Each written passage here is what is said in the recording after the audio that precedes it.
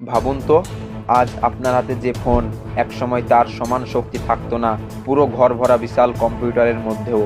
কিন্তু কম্পিউটারের জন্ম কিভাবে? সব শুরু হয়েছিল 1822 সালে।